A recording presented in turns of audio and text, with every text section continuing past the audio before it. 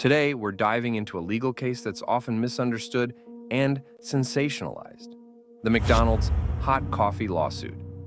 It's a case that's been used as a punchline, a symbol of greed, and a rallying cry for tort reform. But what's the real story?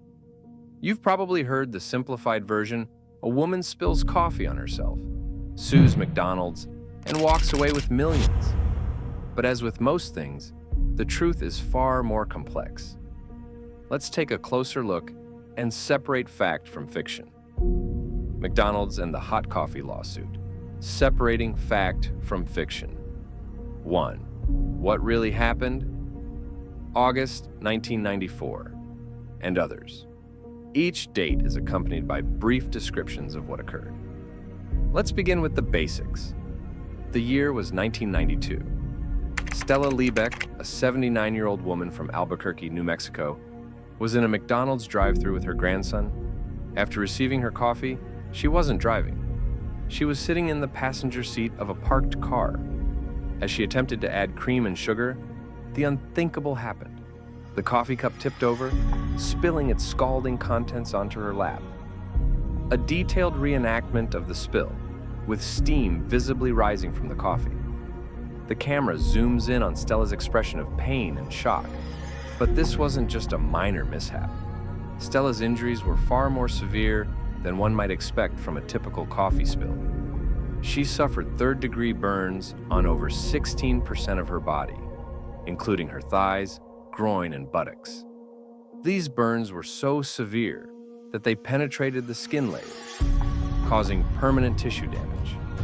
Stella required extensive medical treatment, including multiple skin grafts, and spent 8 painful days in the hospital. Her recovery didn't end there. She endured 2 years of ongoing treatment, all stemming from that single cup of coffee. 2. Dispelling the myths. The screen splits into two, with myth on one side and reality on the other. Headlines from the 90s flash by, with phrases like frivolous lawsuit and woman gets millions for spilled coffee. Now, let's tackle some of the most pervasive myths that have shaped public perception of this case. Over the years, the McDonald's hot coffee lawsuit has become one of the most misunderstood legal battles in history. A headline from a prominent newspaper reads, "Frivolous lawsuit costs McDonald's millions." Myth: the lawsuit was frivolous, a cash grab by someone looking to exploit the legal system for an easy payout. The screen fades to a black and white image of Stella Liebeck, highlighting her as an elderly woman in obvious discomfort, sitting in a hospital bed. Reality: Stella Liebeck wasn't looking for millions. Initially, all she sought was compensation for her medical bills, which amounted to around $20,000.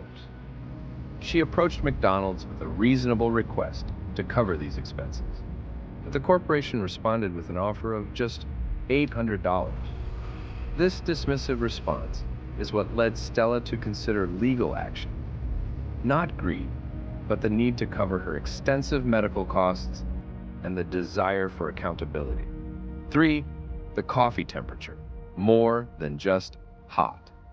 A close-up shot of a McDonald's coffee cup, with visible steam swirling upwards, contrasting with a typical home-brewed coffee cup beside it.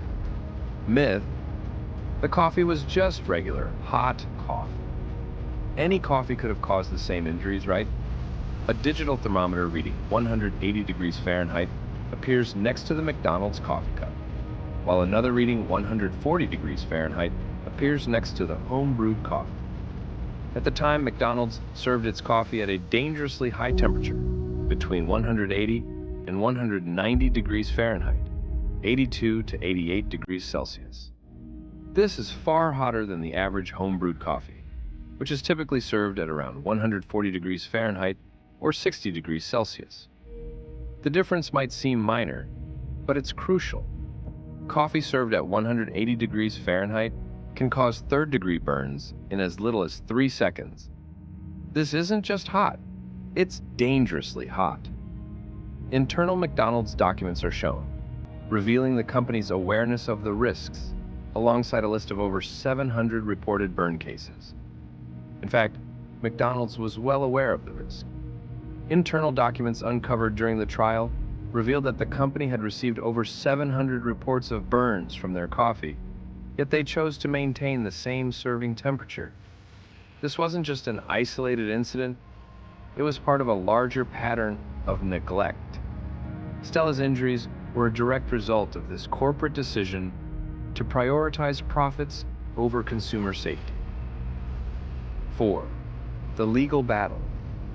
A fight for accountability. The courtroom is depicted with dramatic lighting highlighting the tension. The jury listens intently as evidence is presented.